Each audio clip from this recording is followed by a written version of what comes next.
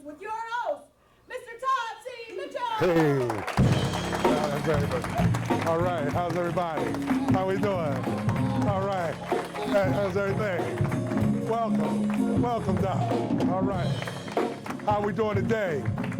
We want to welcome you, ladies and gentlemen, this evening to, again, Empower Plus, Virtual Communications, the ultimate educational broadcasting network, and firstglance.com, to its first episode of Contemporary Issues. It is a star-studded show that we have for you tonight. Tonight we have some very positive brethren, and tonight's topic is going to be environmental influences and the effects they have on our educational youth and the educational attainment of our young people. So without further ado, let me bring to the stage a couple of my dearest friends that I'm sure you will appreciate their moment, their time, and their message. First out, Mr. Student Minister Kadir Abdul Muhammad. My brother. Thank you, sir. Thank you, sir. Next, Student Minister Troy Mohammed. My brother. Good to see you. All right. Next up, Student Minister Dante Mohammed. All right, my man. And my man, Student Minister Roy Mohammed. All right, thank you, sir, for being here. And we cannot do anything without the house band, on key band, featuring Greg Watkins, ladies and gentlemen.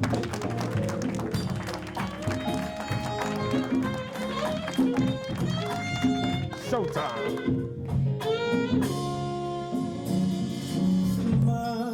Mother, there's too many of you crying. Ooh, brother, there's far too many of you dying. You know we've got to I kind of said your name backwards. I said I do. To bring some loving here today. Father, we don't need to escalate. You see, war is not the answer, for only love can conquer hate. We've got to find a way to bring some love here today. Picket lines, sister. Picket signs, sister. Don't you punish me, sister, with brutality, sister. Come on, talk to me, sister, so you can see what's going on. What's going on? What's going on? What's going on? Tell me what's going on. What's going on? I wanna know what's going on.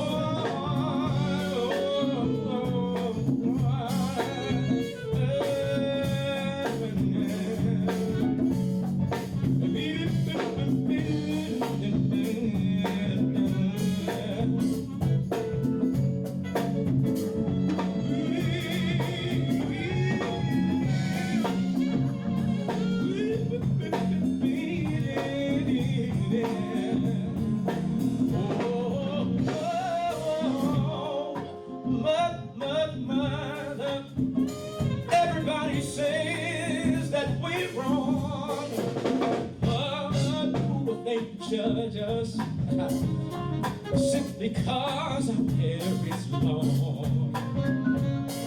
You know we've got to find a way to bring some understanding here today.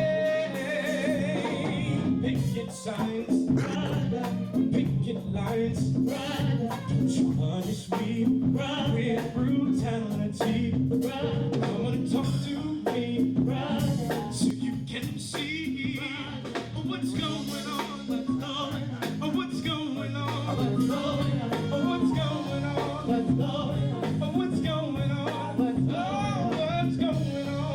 What's going on? What's going on? Tell me what's going on. What's going on? What's going on?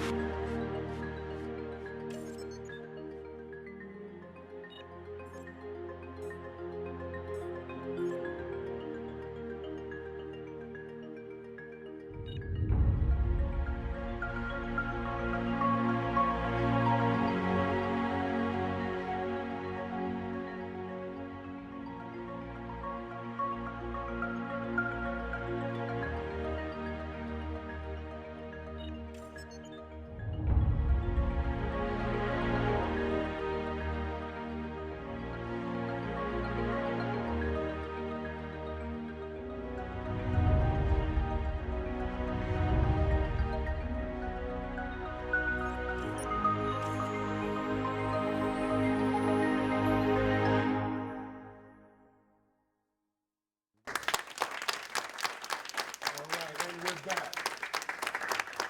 Let's have a beautiful piece from the Horn Key Band. Applaud for them again, ladies and gentlemen. And Greg Watkins. The environmental influences and the effects that it has on our inner city youth and their educational attainment is our topic of discussion today. And nobody better could I have brought to the panel other than these four gentlemen to discuss this topic in its entirety. So what I'll do is allow these gentlemen to introduce themselves. Student Minister. Yes, sir. Thank you very kindly. My name is Student Minister Abdul Qadir Muhammad with the Nation of Islam and the Honorable Minister Louis Farrakhan, Mid-Atlantic Regional Representative. Today I brought with me three other student ministers. Brother Dante Muhammad. Troy Muhammad. Brother Rory Muhammad. And today we are honored to be on your show, Power Plus Virtual Communications. Thank you, Brother Todd. Oh, it's my pleasure. I thank you for taking the time and out of your busy schedule, because I know when we talked yesterday, you were traveling and Yes, sir. you made time for me yesterday by way of a group communication and a group chat and just being dedicated to the cause. Well, Minister, we got some issues going on in our community today. We as black men in America are not holding up our side of the deal. Yes, sir. We are failing at a rapid rate. Our literacy levels are in the toilet. How do we change? Well, first of all, let's talk about the essence of our failure. What do you think is the reason and why we are at such a bad state as a people?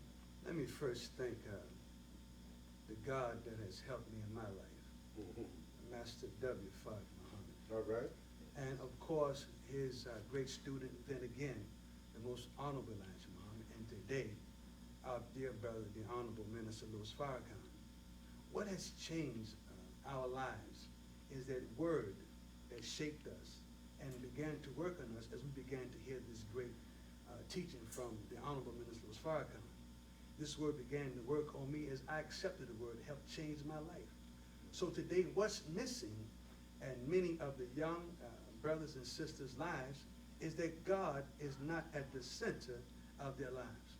So today we have witnesses that I'd like to help share this task with, and they can tell you, along with myself, how it affected us.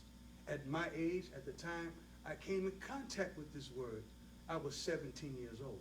And from that time until now, of course, I'm in my late 50s, but it never left me. It always stayed with me because the word had great empowerment on my saving soul. So it helped me to become a greater man in my life. Married for going on 34 years, have 8 grandchildren. Yes, so this is a yes, very, yes. very good blessing for me in my life, and with my beautiful wife that has stayed by my side for these great many years. So I can let Brother Troy or Brother Rory or Brother Dante talk about their experiences as well. But before we do so, I guess we need to think about, we're talking about spirituality, the hierarchy of what spirituality and a family is supposed to look like. God, man, woman, then the child. Go ahead. That's broken. Yes, sir. Yes, sir. So if that's not in order, we're out of order. That's right. Okay. I agree Mhm. wholeheartedly. First, I'd like to thank you Yes. for the opportunity to express our thoughts and our ideas with this most important subject. Of course, we thank our regional student minister, the Honorable Louis Farrakhan, Brother Abdul Qadir. We assist him in this matter. Your words, or from my vantage point, are correct. You know, we're taught that the first law of the universe is motion, the second law is order. And whenever you don't have order, you have chaos and confusion. And when God is missing out of the school, when God is missing out of every aspect of our life, you will have confusion. He's the author of peace, not confusion. That's right. So he's a key ingredient for peace and prosperity amongst the youth as well as adults. That's right. Joe? I'll add to that, when you remove him out of the equation, the peace that Brother Troy mentioned, then you no longer have that peace. The order that he mentioned, if you remove God out of the equation, you no longer have that peace. And so you mentioned earlier in the beginning of your question, Yes. you mentioned illiteracy, right? the dropout rate. This is systemic. You find the same rates you find in DC, you find in Baltimore. Oh, for sure. You find it in Philadelphia. You find it in New York. So that's not coincidence, that is systemic. And so part of the problem in the educational system is we're presenting an educational system to our children that is not benefiting them. And if they don't see themselves in that picture, it's natural. When somebody shows you a picture, if you're in it, you're very attentive. You're very interested in that picture. You want to see, where am I and how am I relative to the rest of the members in that picture?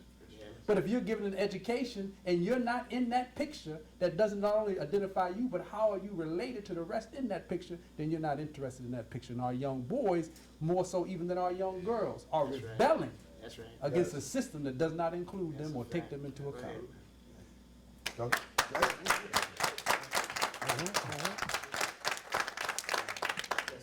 a young black male, I would have to say in the Nation of Islam, I have benefited tremendously.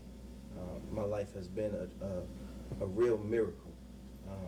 I would first like to say that our suffering as young black men and children, or young black youth, is from our lack of knowledge. And the scriptures say, my people suffer because of the lack of knowledge. And it says, how could they know unless they had a teacher? And how could they know unless that teacher be sent to them? And our problem is that we don't have a proper teacher. Not only has the family been broken down, but religion has been broken down. There's a confusion in family, there's a confusion in religion, so we have chaos.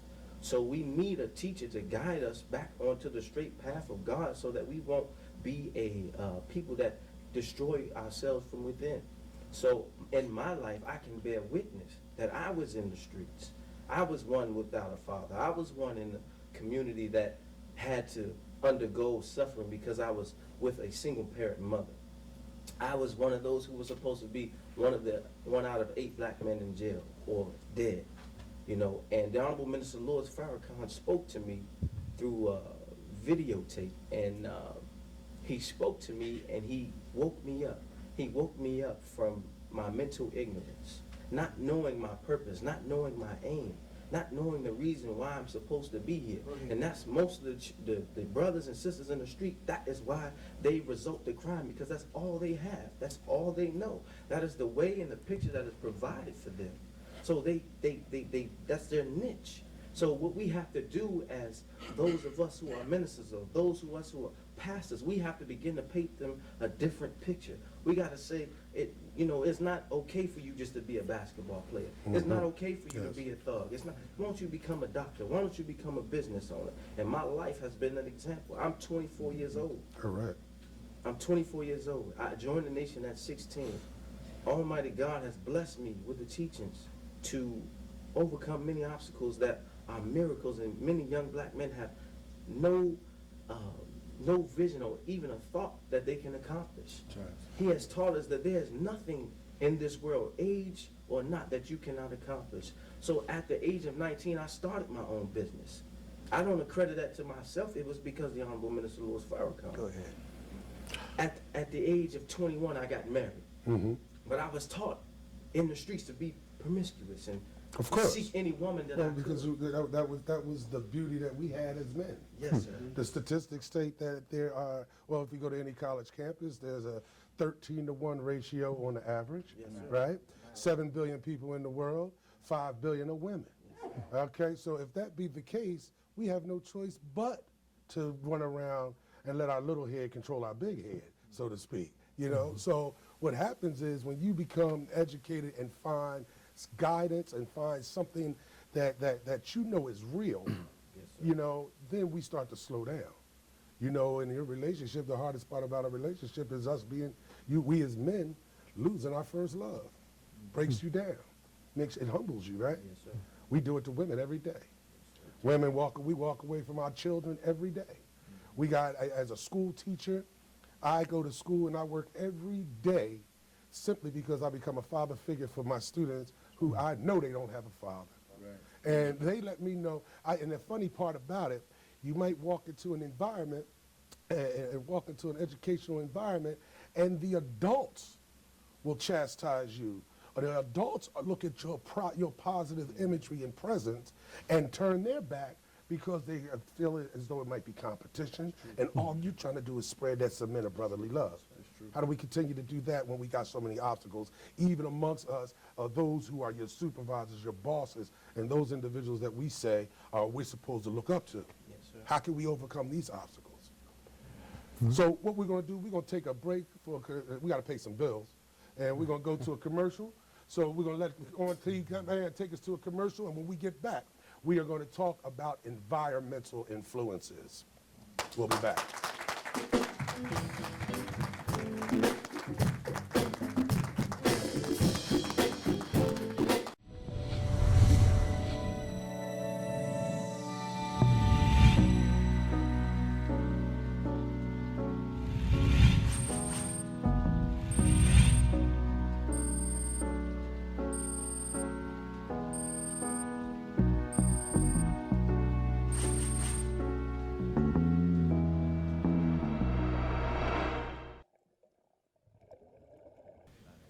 And we're back.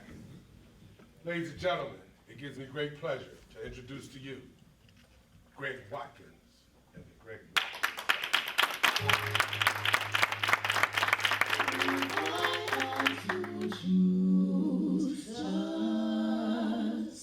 One day,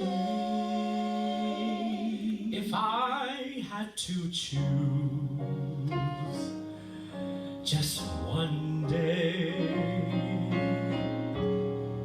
to last my whole life through, it would surely be that Sunday, the day that I met you. Newborn whippoorwills were calling from the hills. Summer was a-coming in but fast. Lots of daffodils were showing off their skills. Nodding all together, I can almost hear them whisper, go on and kiss her, go on and kiss her now. If I had to choose one moment to live within my heart, it would surely be that tender moment, recalling how we started. Darling, it would be when you smiled at me that way, that Sunday, that summer.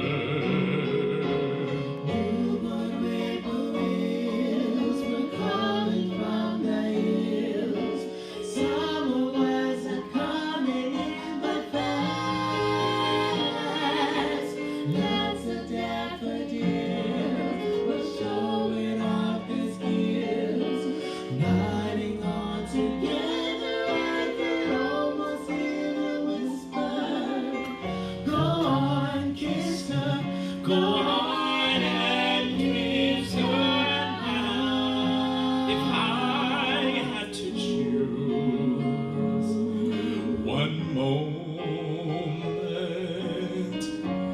to live within my heart, it would surely be that tender moment, recalling how we started. Darling, it would be when you smiled at me that way, that Sunday, that summer. If I had to choose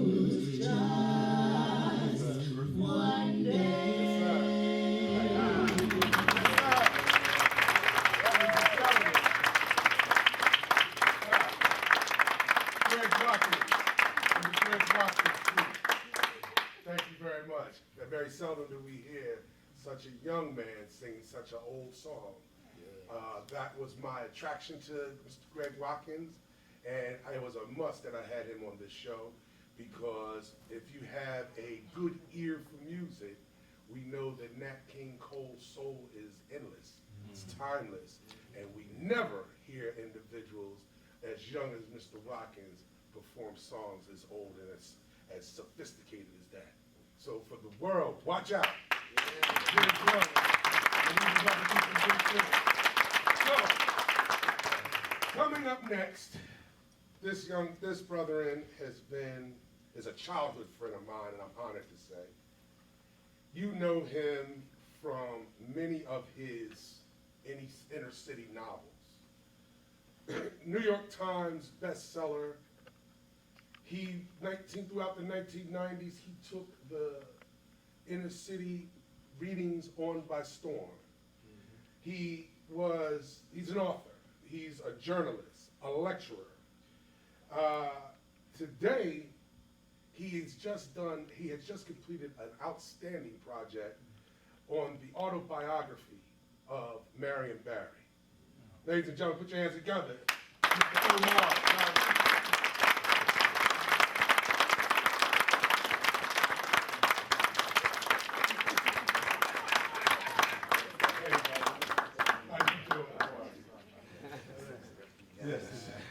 Omar. Omar. Okay, so I try to throw it in there and let them know that you and I do have a history. We've only been friends since we were about 8 years old, and the beauty of now we're in our 40s and upper 40s, and we still maintain this friendship. You're constantly a work in progress. Now, I know you were sitting in the back and you listened to the dialogue among the student ministers and myself, and I know you were jumping out your skin ready to jump into this dialogue at this time. The last time we talked, you talked about post-racial America, and we also talked about literacy. Your turn. You got it. Well, yeah, I'm nice and calm about it. We're all discussing narratives, and each brother had his narrative as to how they got to the place where they are now. But what's important with literacy is who gets to tell the narrative, and not just speaking, but being able to write it down. That's right. So when we talk about, the Quran, we talk about the Torah, we talk about the Bible, it was written down. Yeah. And so when our people still doesn't have, the ability to write, the ability to read, the ability to think through things and to visualize things and to apply education, then you're in trouble with everything. And so literacy, a lot of people look at it as just reading books. Literacy is life, period. So I have to redefine everything. I have the 5 key components of literacy, which I teach in my Urban Literacy Project, ULP. And those 5 key components are, number 1, reading, which you have to define all of it so every individuals know what it is in a simple basic. And reading is basically taking in information, okay? And so we take in information all day long through everything we see, everything we hear, everything we smell, everything we touch, and everything we taste is reading. But when you read books, now you're reading encoded letters that mean something to your brain, okay? That is heavy. That is the human computer, which we don't access if we don't know how to read. And so that's number 1. Number 2, writing is the ability to communicate. You have cameras in this room right now, 3 cameras. They write. They have a red button that says record. And so that's what writing is, the ability to communicate. Us being able to speak is communication. Every time you move and your eyes copy movement or follow the movement, it's communication. Now, as a writer, I'm a journalist, an author, a storyteller. Newspapers, magazines, books, they tell a narrative story, the ability to communicate, to write. If you can't write and communicate with your people, you are not human. We all communicate. A baby has to communicate that I need some food, that I need to be changed, so they cry until they learn how to speak. All humans have language to communicate. That's number 2, okay? Number 3, the ability to think, which the definition again is the process of everything. Okay, now when I was a college student at Howard University, and I'm a journalist, I had all these thoughts in my mind, and I'm a hyper thinker. And so I would ask people just out of curiosity, what are you thinking about? And the most common answer was nothing. Right. It's the most common ridiculous. there's no way to work. You're always thinking things, but what happens is you don't want to execute or validate what you're thinking. And so you tell a person, oh, I'm thinking nothing, which really means I don't want to tell you what I'm thinking. I don't want to share what I'm thinking. What I'm thinking is crazy, and I don't want to validate what I'm crazy about. I don't know you, so I don't want to, present information to a person I don't know. And so what you're really saying when you say I don't know is that I don't feel like being bothered. Okay, now, when you're talking about education, a person that doesn't feel like being bothered, you can't educate them, you can't make money with them, you can't do a partnership with them. So typically, you don't invite them to the think tank, you tell them to leave the room, and then the people that make money are invited to the think tank because they are sharing what they know. And so people tell me all the time, where did you get all these ideas from? I said, well, while you were thinking nothing, and you were thinking nothing, and you were thinking nothing, and you were thinking nothing, I was thinking about everything. I wrote it down and put my name on it, and I sold it to you, and then you said I was thinking the same thing. But when I asked you what you were thinking, you said you were thinking nothing. And therefore, you worth nothing. You were thinking nothing. That's great. We're going to finish this up, because a lot of people just think I'm creating stuff. It takes a lot of knowledge to put 400 pages of words in a book, time after time after time. And so I challenge people all the time, let me see you do it. Since I'm just making stuff up and creating it. All creativity comes from knowledge. You're understanding what you're looking at, and then you transform it into a creative form. And so we get to the fourth component, visualization. It's a harder definition. The ability to see past, present, and future through words and ideas. So right now, all of us are older gentlemen. Do you remember your first bite? Do you remember your first haircut? Do you remember when you grew up? Immediately, an image pops in your brain, blue, and you go back and say, I had a blue bike, got my first haircut at Sammy's Barbershop. I came up in Baltimore, Chicago, St. Louis. That's a vision. How were you able to impart that vision to the next person? That is very important for people to see how they are established. And so the brothers talked earlier about having the images of black people in books, being able to see yourself. If you can't see yourself, you don't know what's going on. And so I'm teaching a class in Philadelphia about 4 years ago, and you do that typical thing you do with kids. What do you want to be when you grow up? And typically they will name something that they see. A fireman, a football player, a basketball player. They're typically bringing up things that they visualize, they can see. And so at that time, one person said, I want to be a real estate person. And so the whole class stopped. It was a third grade class. They didn't know what real estate was. And so I had to give them an image. I said, well, have you ever seen a sign on a house that says for sale? Oh, yeah. I said, well, that's real estate. People that sell, and buy houses. Now they know what that word means. And so visualization is what you call a vocabulary. That dictionary that has all the words in it, that Malcolm X studied all the words in the dictionary so we can have a vision of what these words are. Typically, people who are illiterate, they don't know what the words mean. And so they read a book and they can't see what's going on, and so they close it and you say, what's going on? What happened? What did you read then? I don't know, man. It's just, because it's just words to them, because they don't see what it means. And so you go back to that old toy we had. I don't know if they play with these toys anymore. We had this little circular toy, and it had a pointer, and it had a little string, and you grab the string, and it points to a dog. This is the dog. Arf, arf, arf. And you see the word D-O-G, and you look at it. We all had them toys. Remember them toys? And so what it's doing is teaching us, what does the word mean? What does it sound like? What is the vision of the word? And so when you go in most classrooms at the younger levels, they have pictures all over everything. They read picture books because you have to see what the word means first. Therefore, when you read it without words or pictures in it, now you already know it. That's visualization. Being able to see where you come from, where you're going, and where you want to go, and being able to explain it through words. Now, we just look at it and say, oh, these rappers do it all the time. Visualizing. If you listen to a beat, you listen to the words, you visualize what they're talking about. Unfortunately, most of them are talking about nonsense, but they can visualize what's going on. The last one, application. And this is where a teacher gave me this. I had 3 of them. I had the reading, writing, and thinking, and I added the visualization and application. Application, simple definition, the ability to apply skill. Now watch what happens. You have no skill. You can't count, you can't read, you can't study, you can't sweep up anything, you're not a lawyer, not a doctor, you don't have a degree. What am I going to pay you for? You have no skills to do anything, now you need money. Well, what am I going to give you money for if you can't read, you can't write, you can't think, you can't visualize? What am I going to pay you for? And so at the end of the day, when we talk about education, it's about creating skills that you become valuable for. Yeah.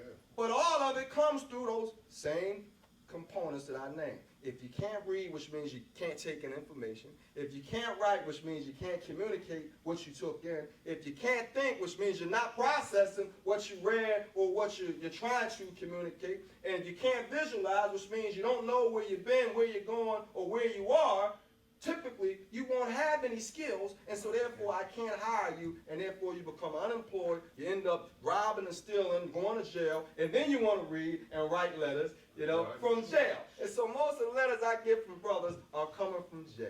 Well, let me tell you this. Yeah. You know, I know that you, as a writer, you suffer because you produce a book. This is your latest piece of work, and this was the autobiography of former Mayor Marion Barry. Mayor for life. The Mayor for Life. Now, I know my students don't read. Don't mean a thing to them. I know that because of technology today, we are looking for instant gratification. We push a button, get a signal back, and let you know whether you did it right or wrong. 140 characters, now they got just pictures. Okay, so my point is not going. Well, I know you as powerful of a writer as you Right. are suffering probably right now because they're not buying books. Right. They're not even They're picking- actually suffering more than I am. There's some, oh, no doubt, ain't no question about that. Oh, yeah. Because they'll look at the cover, oh, that's my man. Put the book down. Right. Won't open up the first page. Right. Won't take the time. Right. Won't read the summary. Won't read the They will summary, it's ask too me, long. what is this book about? And I always force them, read the summary. Right. Let me see you read 2 paragraphs. Oh, just tell me what it's about. Hey, it's ridiculous. And Well, I've been going through this for 20 years. Well, let me But say this that's to where you. we Let are. me tell you, it is war in the classroom to make kids read. I'm a stickler when it comes to teaching the way I teach. And I'm often, somebody makes a comment because I like to do the lecture. So I bring it to them that way. I'm animated. I can get up in front of the classroom. I have to jump on the table. I'm going to explain it that way, right? And then as we read the material, I make sure that every student in that classroom reads out loud. Now, in the beginning of the Right. school year, it's a problem. Right. Because they're embarrassed. I don't read well. Right. They're embarrassed because I don't want someone else to see me. Let others know that I do read well. Right. Because that ain't cool, is it? Right. That's the crazy part. So that's a mandatory requirement in my class. Right. That's good. And then the third piece is to present. Right. So every time we do any type of activity and we turn it into a writing assignment, and once they write that assignment, that, okay, you want your technology, that means that's PowerPoint, we got some type of presentation, but you will present this. It takes time for me to get that group of kids every year Right. acclimated to my system. But once they are, they don't ask questions. Right. You know, and what happens is you have to provide a reward at the end of that activity. For me to get them to read, I got to show them the benefit of why we had to read that story. Right. Now, when we talk about literacy, it's really a phobia. My father used to always tell me, don't be afraid to succeed. Right. And that we are.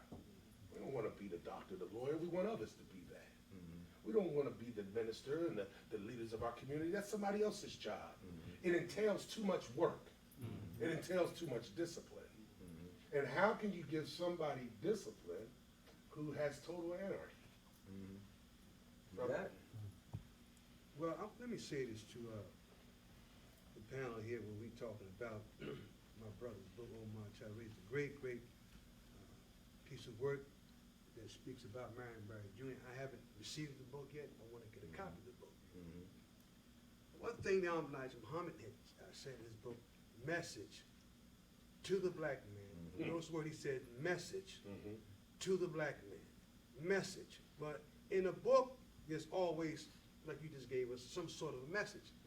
He said, if they will only read and listen to the simplest of truths, that which I write and speak have three essentials in it. You just said it.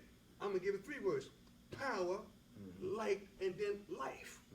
Without that, you don't have no activity. From not reading what he actually writes, we're not listening to what he speaks, then we're lost. Minister Farrakhan has taught us this, that writing, as you said so beautifully, makes us exact. See, so when a person writes down what they read and what they put on paper, it has the component of being exact. You can always go back and check to see what's there that you studied. So I agree with my brother for the most part in terms of how these books are written. Now, the main thing is this: how can we get the people to pick up the books and begin to read? Right. Today, penmanship. Hey, they don't even teach you. They don't teach. They don't teach cursive in school. It's gone. I could not believe it. Just recent, there was a standardized test. You know, the standardized test at the bottom of the standardized test, so that they can validate who the student was. It stated that you had to copy this statement verbatim and sign it in cursive. And 11th grade students were asking me, what do you mean cursive? What was cursive writing? Not only that, talking about the literacy, it asked for the address, one of the address of the students. And one of the students asked me, and I just hit the floor. But I didn't hit the floor, I jumped up right away and said, we got work to do. Because I found myself, that's my fault, that I didn't teach. They said, ask for his address, and he said, hey, Mr. Mitch, is that those numbers that's on the front of my house? Wow. Come on. This is so me as a teacher, I have to be accountable for my students and my students' ignorance, you know, and rigor in the classroom is important. It is important. We can't take for granted that these babies know these things. We can't take for granted. Try getting the average young person to write a letter and head the envelope. Gentlemen, we're gonna have to go for a commercial break. We gotta pay some bills. We'll be back right after a word from our sponsors.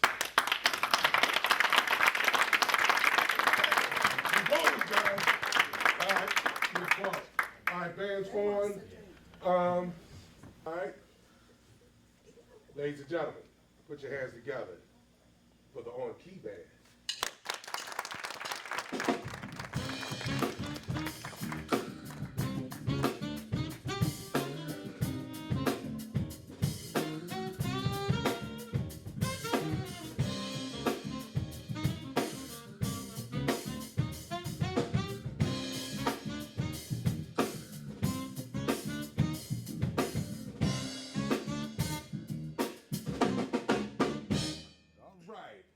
Key band, ladies and gentlemen.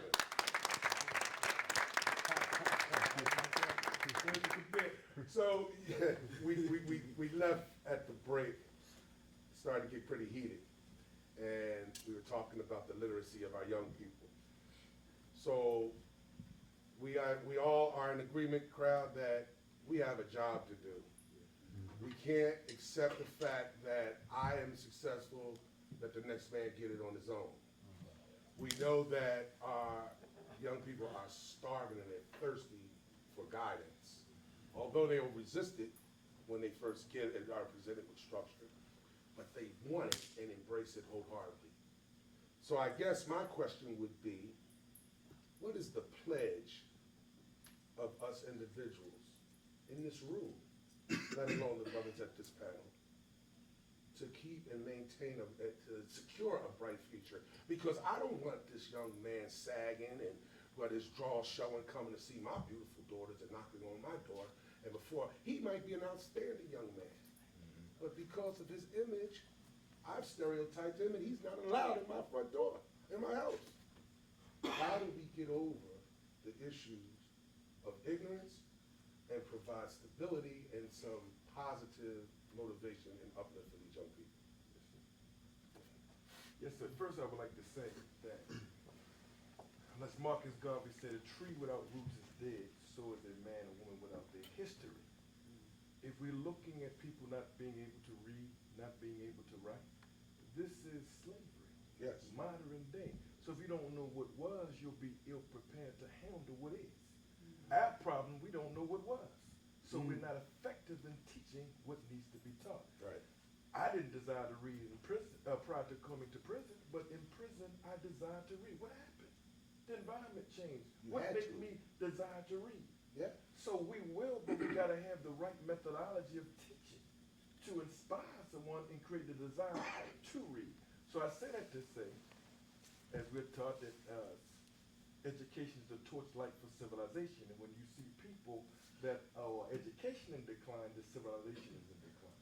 So I pledge by my example in the street and in prison to show myself as an example and continuing on with my mentoringship, Yes. teaching those effectively what need to be taught to reverse this racist, systemic slave plantation that exists inside of America by teaching what was so they can be prepared to deal today with what is. All right. I pledge that.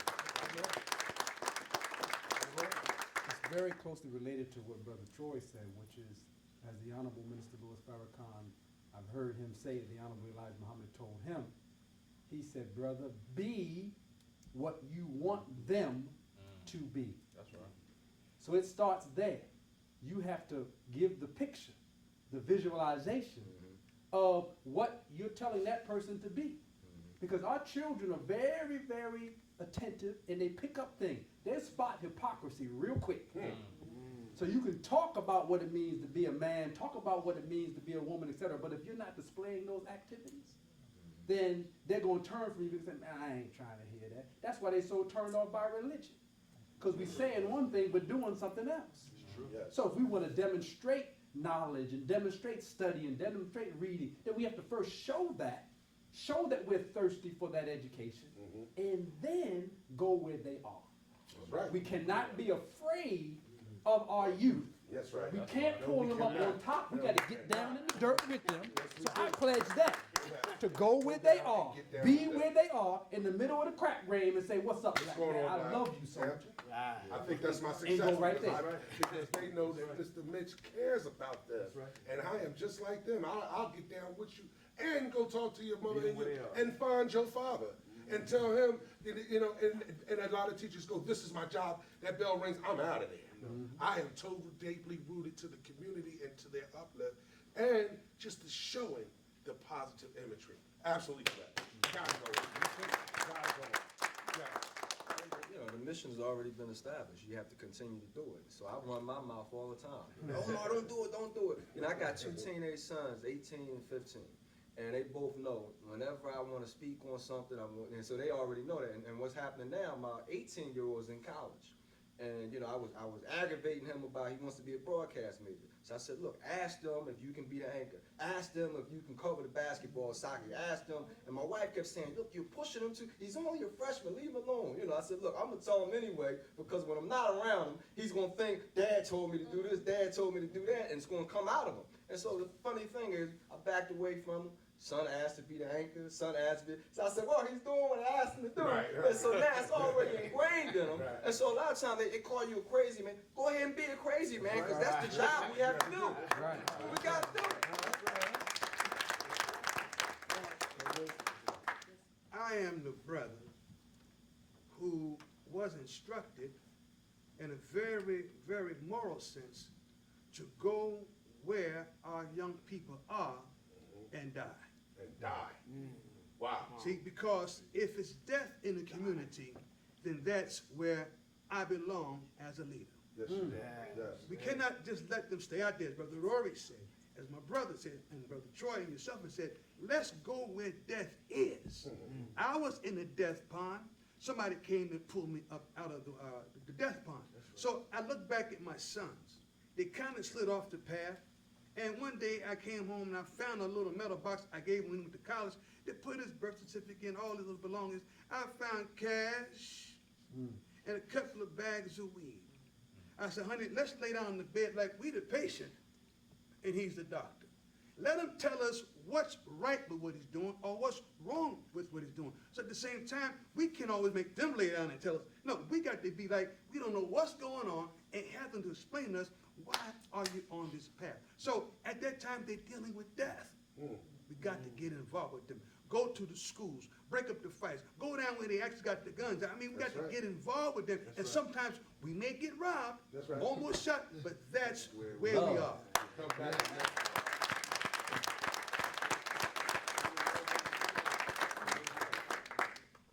I love you, brothers. Good love. And I know this is going to meet somebody, and it's going to meet the way it's supposed to. If one person sees this and benefits from this, we know we have done our job. This reminds me of the scriptures, Psalms 133. Behold how beautiful and pleasant it is for brethren to dwell together in unity. This is what we have done without a plan. So can you imagine what happens if we come together and sit down and try to do something for real? So, you know, this is Empower Plus Virtual Communications, the ultimate educational broadcasting network. And our job and goal is to educate our people, educate and bring positive images to the stage. On key band, you got something for me? Because I don't know what at this time, Empower Plus Virtual Communications, ladies and gentlemen, the ultimate educational broadcasting network. On key band.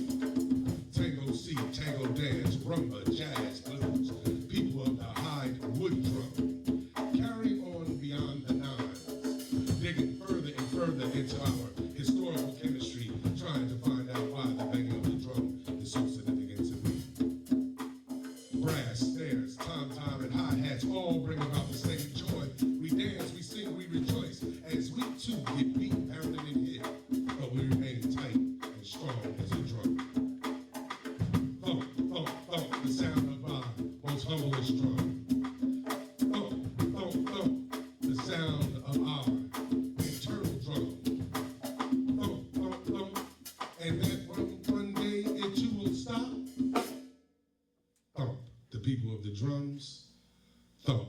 The people of the drums, thump. We are the people of the drums. Thank you.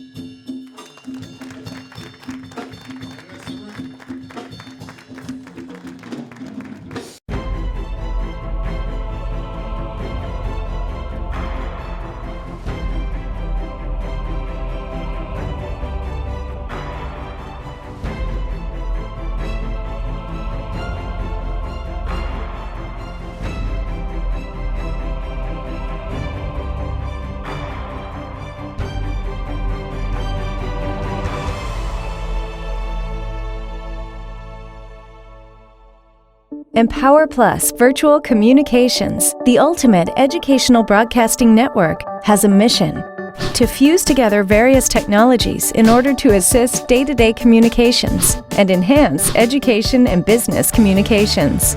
We present FirstGlance.com, the one-stop solution for all your interactive broadcasting needs. FirstGlance.com is a robust platform with reliable and professional on-demand, live, and mobile streaming capabilities. Your classroom or business will never be the same.